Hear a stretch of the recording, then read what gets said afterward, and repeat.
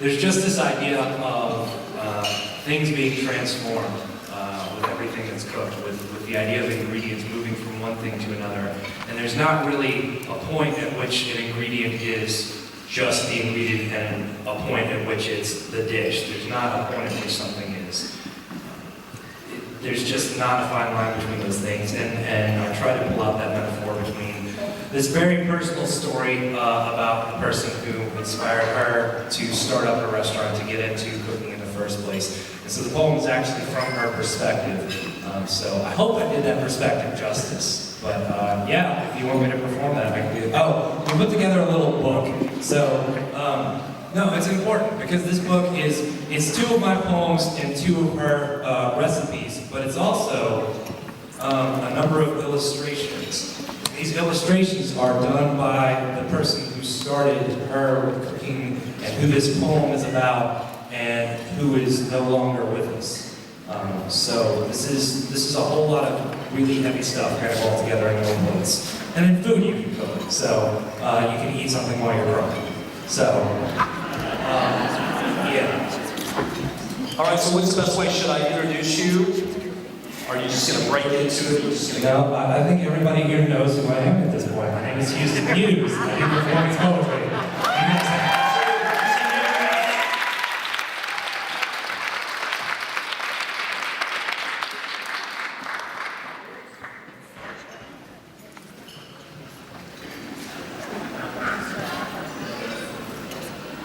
You start with a hole, just a few feet deep.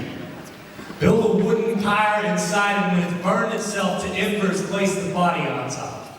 Cover it up with a burial shroud of banana leaves, and then inter the entire thing under the earth. If you put in the proper preparation, the burial is just the first step.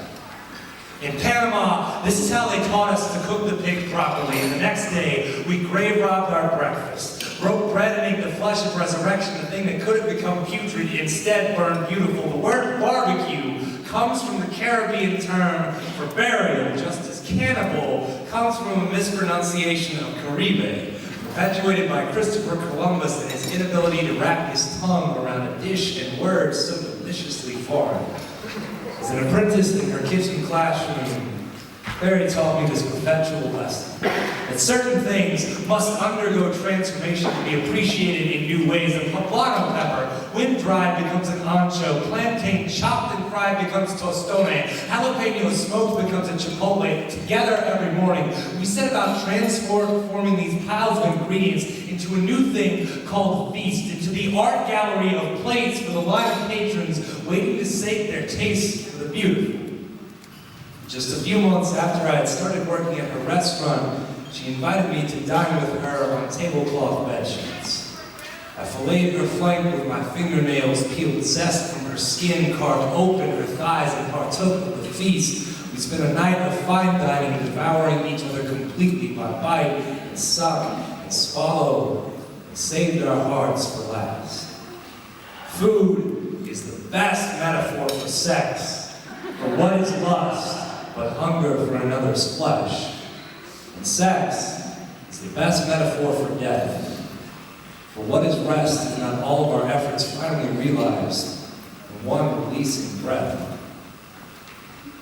The cancer came callous cannibal. Uninvited guests come to dine on time. We weren't ready to serve yet. A ravenous devour of a meal that was still meant to be mine. It started with her mouth. Excess cells in the hard palate forced us to carve her open, to cut off her nose to spite her face, and then cook her under radiation. Death has jaws, but says nothing, only kisses and consumes. I knew it was over the day they had to stave off starvation with a feeding tube. Tilapia and garlic butter and rice were the only ways I could think of to say goodbye. The restaurant is mine now. Each morning, I turn on the burners and they sing a slow dirge for her. Each morning, the plates like her shoes sit empty again, asking me how I will fill them each morning. I start the pork, pull it from the earth, and question why they still come to me for something that is dead, and the answer comes from the ancho. the tostone and the chipotle, and the answer comes from the soft verde eyes, the juicy habanero lips, and dripping wet mango of the salsa, and the answer comes from under the earth, just begging us to digest it, and the answer is that it is not the nature of things to end, but to change. And the answer is, if you put in the proper preparation, bearing is only the first step.